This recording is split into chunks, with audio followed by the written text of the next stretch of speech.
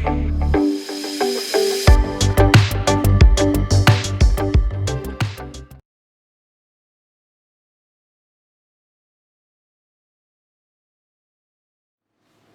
बच्चों, अगली अभिक्रिया की तरफ चलते हैं जिसका नाम है विस्थापन अभिक्रिया। तो विस्थापन मतलब एक स्थान से दूसरे स्थान पर जाना। तो इसको समझने के लिए एक प्रयोग दिया हुआ है। इस प्रयोग में एक परख नली में क्या करा है, लोहे की दो कीलें ऐसे लटका दी। ये है ना, लोहे की दो कीलें ऐसे लटका दी हैं और इसमें कॉपर सल्फेट का विलयन लिया हुआ है। अब ये कॉपर सल्फेट से मतलब क्या है, CuSO4, ठीक है, और लोहे का मतलब क्या है, Fe, ठीक है।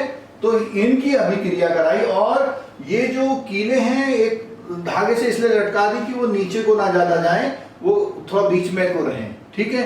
दो कीले लटका दी उन्होंने। लटकाने के बाद क्या क्या बातें हुई देखो। पहले बोलते हैं लोहे की 3 कील लीजिए, उन्हें रेगमाल से रेगमाल होता है ना, रगड़ देते हैं इससे, ठीक है। और 10 ml कॉपर सल्फेट का विलयन लिया, 2 किलो से धागे से लटका दिया और 20 मिनट तक डुबो के रखा।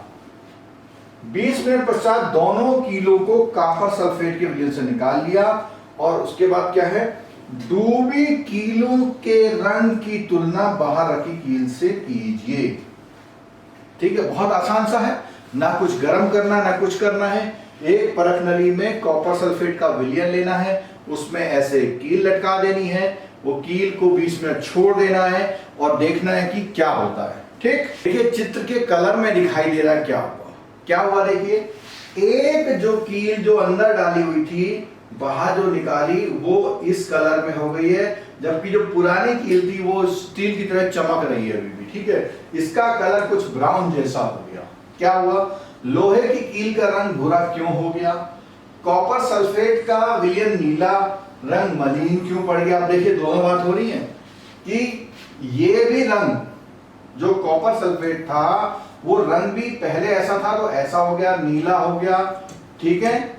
और जो कीलें थी वो भूरे रंग की हो गई और उसका उदाहरण है ये देखिए। इसको आप देखिए, विस्थापन अभिक्रिया की जब बात करेंगे तो इस उदाहरण को आपको लिखना पड़ेगा और समझना चाहिए। तो समझाने के लिए सबसे पहले मैंने वहां बताया था Fe प्लस CuSO4। जब ये दोनों आपस में अभिक्रिया कर रहे थे तो एक तो बना FeSO4 बना प्लस Cu बना। तो क्या हुआ देखिए, ये जो SO4 था ये विस्थापित होके यहां आ गया। इन्हीं को हम विस्थापन अभिक्रिया कहते हैं। इस अभिक्रिया में लोहे ने दूसरे तत्व कॉपर को कॉपर सल्फेट के विलयन से विस्थापित कर दिया, यानी ये कॉपर इसके साथ जुड़ा था अलग चला गया और इस अभिक्रिया को विस्थापन अभिक्रिया कहते हैं, ठीक हो गया। तो ये एक उदाहरण था प्रयोग के द्वारा विस्थापन अभिक्रिया का, जिसमें कम से कम 2 अभिकारक लिए जाएंगे, ठीक है। उसमें से एक अभिकारक के कुछ एलिमेंट या तत्व दूसरे में जाके लग जाएंगे, विस्थापित हो जाएंगे, ठीक। अगर हम बात करें विस्थापन अभिक्रियाओं के कुछ और उदाहरण की, तो इसमें उदाहरण दिया हुआ है Zn प्लस CuSO4, ठीक है। उसमें भी ये होगा ZnSO4 और प्लस Cu बन जाएगा। देखिए ZnSO4 और Cu बन गया। दूसरा है Pb plus CuCl2, copper chloride. Pb को जोड़ा तो Pb को लेड बोलते हैं, PbCl2 बना लेड क्लोराइड प्लस Cu। तो ये भी जो उदाहरण थे किसके थे, विस्थापन अभिक्रिया के उदाहरण थे। इस विस्थापन अभिक्रिया का जो हमने उदाहरण देखा उसमें एक तत्व उठ के या एक जो यौगिक है वो उठ के दूसरी जगह जा रहा था। तो यहां पर अगली बात आ गई, अगली अभिक्रिया की बात आ गई, तो द्विविस्थापन। देखो सबसे पहले हमने संयोजन पढ़ी, फिर वियोजन पढ़ी, फिर विस्थापन पढ़ी, अब द्विविस्थापन, ठीक है। तो विस्थापन और द्विविस्थापन में बहुत साफ सी बात है, इसमें 2 विस्थापन होंगे, ठीक है। तो क्या कर रखा देखो, कैसे उदाहरण के तौर पे हम यहां बताते हैं, बेरियम सल्फेट एक बेरियम है और एक सल्फेट है, दूसरा सोडियम और क्लोराइड। तो क्या होगा, ये क्लोराइड इधर चला जाएगा और ये सल्फेट इधर चला जाएगा, यानी दो चीजों का विस्थापन हो रहा है। अगर दो चीजों का विस्थापन होगा तो उस अभिक्रिया को हम द्विविस्थापन अभिक्रिया कहते हैं। एक और उदाहरण लेते हैं द्विविस्थापन अभिक्रियाओं का। इसमें क्या है, NaSO4 और BaCl2 जब जोड़े गए तो क्या हुआ कि SO4 तो Ba के साथ आ गया, तो क्या बन गया, BaSO4 बन गया, और Cl2 चला गया Na2 के साथ तो NaCl बन गया। तो क्या हुआ, दो विस्थापन हो गए, बेरियम सल्फेट और सोडियम क्लोराइड बन गया। ठीक है, अब इसमें पूछा है ऐसा क्यों होता है, तो Ba का +2 है, SO4 का -2 है, तो ये SO4 जो है इससे अट्रैक्ट हो जाएगा। ऐसे ही दूसरी चीज, और इस अभिक्रिया से क्या बनता है, देखो BaSO4 का क्या बोला उसने, अवक्षेप। अब यहाँ पे अवक्षेप समझ लीजिए, अवक्षेप, ठीक है, अंग्रेजी में इसको प्रेसिपिटेट बोलते हैं। क्या होता है कि जब आप क्रिया करते हैं तो उस क्रिया में कुछ दो लिक्विड आपने डाले, दो लिक्विड डालते हैं, जब अभिक्रिया करते हैं तो एक पदार्थ कुछ नीचे बैठ जाते हैं। अगर मैं बात करूं कि आपके घर में जैसे दूध होता है, दूध फट जाता है, तो दूध फटने में क्या होता है, कुछ नीचे बैठ जाता है व्हाइट व्हाइट सा, ठीक है, कुछ टुकड़े बैठ जाते हैं। तो इसी तरह रासायनिक अभिक्रियाओं में भी क्या होता है, कुछ टुकड़े ऐसे नीचे बैठ जाते हैं जिसको हम अवक्षेप बोलते हैं। ठीक है, अब यहां बोलता है वे अभिक्रियाएं जिसमें अभिकारकों के बीच आयनों का आदान प्रदान होता है उन्हें द्विविस्थापन अभिक्रियाएं कहते हैं। अब आयनों का भी आदान प्रदान से मतलब क्या है कि यहाँ पे देखा हमने, एक प्लस वाला था वो उसके साथ माइनस वाला चला गया, और दूसरे वाले माइनस वाले के साथ वो प्लस वाला चला गया। तो इस तरह क्या हो रहा, आयनों का आदान प्रदान हो रहा है, एक टूट रहा दूसरा जुड़ रहा है और अदला बदली भी हो रही है। ठीक है, इसमें जो है एक प्रयोग दिया हुआ, देखिए, लेड नाइट्रेट तथा पोटेशियम आयोडाइड का मिश्रण ले, तो उसमें क्या हो, आप अवक्षेपित यौगिक का नाम बता सकते हैं। इस अभिक्रिया के लिए संतुलित रासायनिक समीकरण लिखिए, क्या यौगिक द्विविस्थापन, तो आपको इसके लिए क्या करना है, लेड नाइट्रेट का फॉर्मूला प्लस पोटेशियम आयोडाइड का फॉर्मूला लिखना है। ठीक है, फिर उसमें क्या होगा, ये आयोडाइड किससे मिल जाएगा, लेड से, तो लेड आयोडाइड बन जाएगा और पोटेशियम नाइट्रेट बन जाएगा। इसका उदाहरण देकर के आप इसको समझ सकते हैं। चले अगले प्रकार की, पांचवी प्रकार की अभिक्रिया की तरफ चलते हैं, जिसका नाम है उपचयन या अपचयन। उपचयन एवं अपचयन, उपचयन एवं अपचयन। तो इसमें क्या दिया हुआ, देखो, कॉपर का चूरा ले रखा है, ठीक है, एक बाउल है, कटोरी है ग्लास की, उसमें, और उसको जाली के नीचे क्या करा हमने, ये बर्नर से क्या करा, गर्म किया। तो क्या हो रहा, देखो, कॉपर को आप गर्म कर रहे हैं सिर्फ, और वातावरण में क्या है, ऑक्सीजन है, तो जब वो उससे मिल रही है तो क्या बन रहा है, CO। ठीक है, दूसरी बात, यदि इस गर्म पदार्थ CO के ऊपर हाइड्रोजन गैस प्रवाहित की जाए तो सतह काली परत भूरे रंग की, तो जो सतह काली थी वो कैसे होती है, ब्राउन कलर की रहती है। तो देखिए इसमें दिया हुआ है CO के साथ H2O डाली और गर्म किया तो CuH2O बना। ठीक है, तो ये जो दो अभिक्रियाएं दी हैं इसके बारे में हम समझते हैं। ये तो उपचयन की अगर हम बात करें तो देखिए,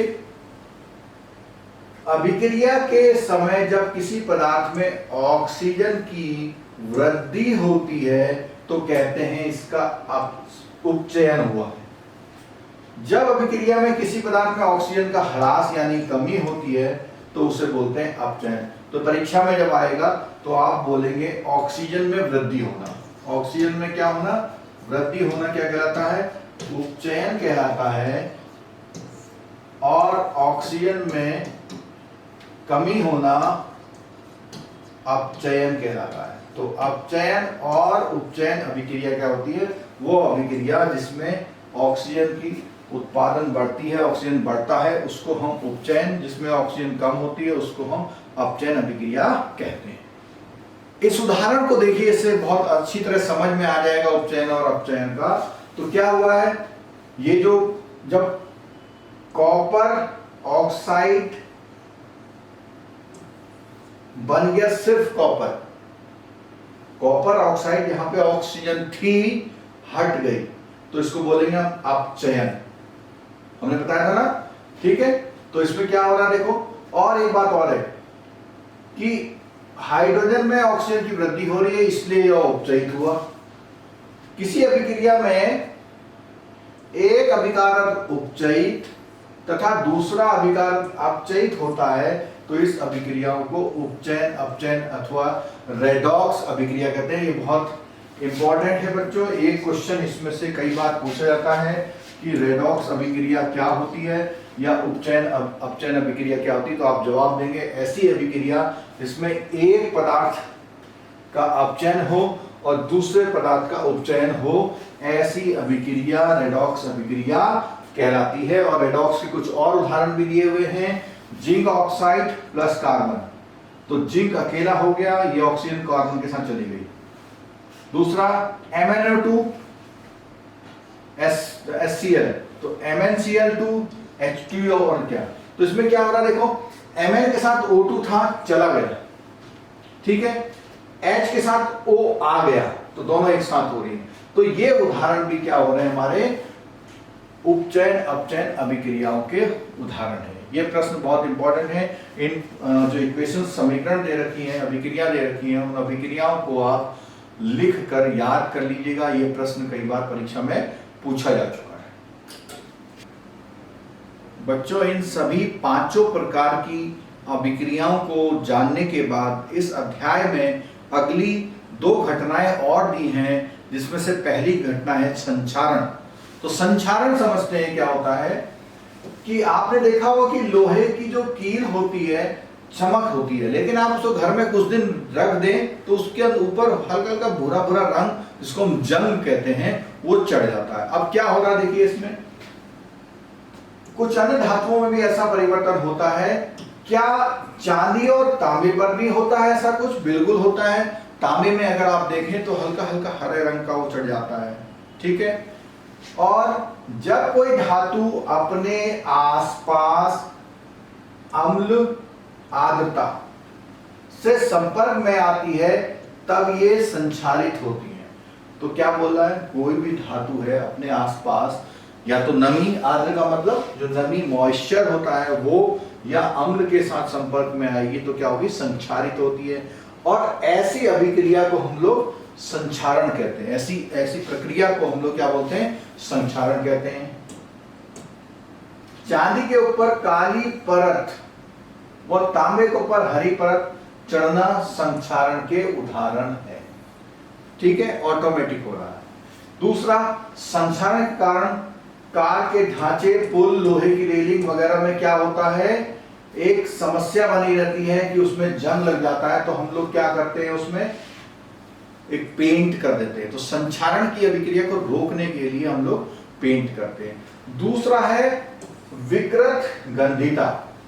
विकृत गंधिता, तो इसमें क्या बोला देखो, वसायुक्त अथवा तैलीय खाद्य सामग्री जब लंबे समय तक रहता है तो उसका स्वाद या गंध कैसा हो जाता है। तो उपचयित होने पर तेल एवं वसा विकृत गंधी, तो यहां पे गंधी का मतलब है गंध से मतलब है, यानी बदबू जिसको हम लोग बोलते हैं, सड़ जाती चीजें, ठीक है। तो ऐसे में क्या बोला, वसायुक्त या तैलीय पदार्थ के लिए बोला है, उनके स्वाद तथा गंध बदल जाते हैं। प्रायः तैलीय वसायुक्त खाद्य सामग्रियों उपचयन को रोकने के लिए क्या मिलाया जाता है, उसमें ऑक्सीकारक मिलाए जाते हैं। वायुरोधी बर्तनों में खाद्य सामग्री रखने से उपचयन की गति धीमी हो जाती है।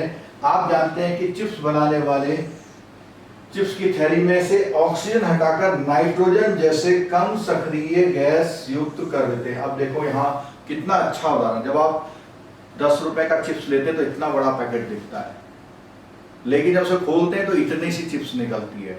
बाकी क्या भरा है, हवा। अब ऑक्सीजन नहीं भरा, ऑक्सीजन भर देंगे तो वो क्या हो जाएगी, क्रिया कर लेगी और उसमें विकृत गंधिता हो जाएगी, यानी वो सड़ान हो जाएगी। तो उसके लिए क्या बोल रहा है, नाइट्रोजन गैस भर देते हैं। तो नाइट्रोजन गैस क्या होती है, जल्दी रिएक्शन नहीं करती है, तो इससे क्या होता है, उसके अंदर जो भी वसायुक्त या तैलीय, क्योंकि आपको पता है उसमें वो ऑयल में उससे सेकते हैं ना, फ्राई करते हैं, तो उसका रिएक्शन वो खराब ना हो जाए, उसके लिए हम क्या करते हैं, इससे बचने के लिए हम लोग नाइट्रोजन गैस यूज करते हैं। और इसमें क्या था हमारा, इसमें हम लोग क्या करते हैं, पेंट कर लेते थे, क्योंकि ये एटमॉस्फेयर से क्रिया कर लेता था। ये वसायुक्त के बारे में, ये धातुओं के बारे में। तो संक्षारण और विकृत गंधिका भी किन्हीं क्रियाओं के कारण होता है, और ये आपके अध्याय में है, क्योंकि इसका एक सामान्य जीवन में काफी प्रयोग होता है। तो इसके जो बुक में, पुस्तक में प्रश्न दिए हैं, ये प्रश्न हमने आपको करा दिए हैं। ये आपको जो है किसी भी मदद से, चाहे आप पीछे देखे करें, चाहे इस वीडियो लेक्चर को देख के करें, इन प्रश्नों के उत्तर अपने उत्तर पुस्तिका में रख लें। ये समय पर इनकी कॉपियों की जांच की जाएगी, ठीक है। और इसके बाद हम एक समरी पे आते हैं कि हमने इस पूरे अध्याय में क्या सीखा। हमने इसमें सीखा कि जो रासायनिक अभिक्रियाएं होती हैं, रासायनिक समीकरणों द्वारा प्रदर्शित की जाती हैं, जिसमें अभिकारक, उत्पाद और प्रतीकात्मक रूप। प्रतीकात्मक रूप का मतलब है कि गैस है, लिक्विड है या एक्वस है, उनकी भौतिक अवस्था को प्रदर्शित करते हैं। रासायनिक समीकरण को संतुलित किया जाता है, जिससे समीकरण में अभिकारक, उत्पाद दोनों ही ओर क्या होते हैं, प्रत्येक परमाणुओं की संख्या क्या होती है, समान होती है और संतुलित होने आवश्यक है। संयोजन अभिक्रिया में दो या दो से अधिक पदार्थ मिलकर एक नया पदार्थ बनाते हैं। वियोजन अभिक्रिया में क्या होता है, एकल पदार्थ वियोजित होकर दो या दो से अधिक में टूट जाता है। जिन अभिक्रियाओं में उत्पाद के साथ ऊष्मा होती है, उसे ऊष्माक्षेपी अभिक्रिया कहते हैं। जिन अभिक्रियाओं में ऊष्मा का अवशोषण होता है, उसे ऊष्मा शोषी अभिक्रिया कहते हैं।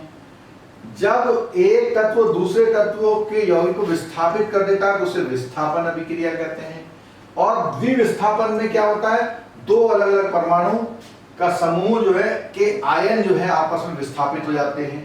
अवक्षेपण अभिक्रिया में अविलेय लवण प्राप्त होता है, यानी कि क्या होता है, कुछ नीचे बच जाता है, ठीक है। उसके बाद अभिक्रिया में पदार्थों से ऑक्सीजन या हाइड्रोजन का योग या ह्रास होता है, तो उसे हम क्या बोलते हैं, उपचयन और अपचयन अभिक्रियाएं कहते हैं, ठीक है। इसमें अभ्यास हेतु प्रश्न दिए गए हैं आपकी पुस्तिका में। नीचे दिए गए अभिक्रिया के संबंध में कौन सा कथन सत्य है, जो आपने पीछे सीखा उसके अनुसार आप इसके उत्तर दीजिए।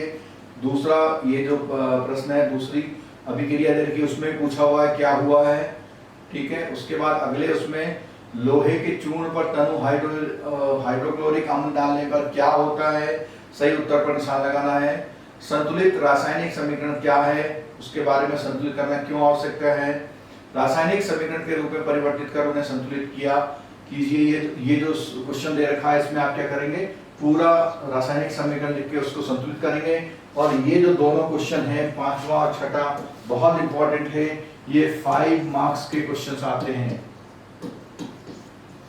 ठीक है। 5 नंबर के क्वेश्चंस आते हैं आपकी परीक्षा में। इसमें से नाइट्रोजन हाइड्रोजन गैस से संयोग करके अमोनिया बनाना एक अभिक्रिया है, इसको करना है आपने, ठीक है। ये जो अभिक्रियाएं दे रखी हैं, इन समीकरण को क्या करना है, संतुलित करना है, ठीक है। यहाँ पर भी क्या है, संतुलित रासायनिक समीकरण लिखनी है, और अभिक्रिया कैसी है इसका प्रकार बताना है। ये पांचों के बारे में लिखना है, चारों के बारे में। ऊष्माक्षेपी और ऊष्मा शोषी। ऊष्माक्षेपी जो ऊष्मा लेती है, ऊष्मा शोषी जो ऊष्मा शोषण कर लेती है, उनके उदाहरण देने हैं। श्वसन को ऊष्माक्षेपी अभिक्रिया मैंने समझा दिया था।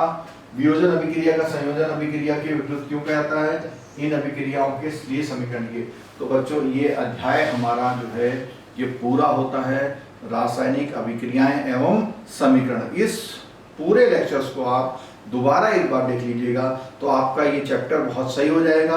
अगली कक्षाओं में जब आप जाएंगे 11th में, तो वहां पर ये बहुत जरूरी है कि आप इन समीकरणों को समझें, ठीक है बच्चों। Thank you very much.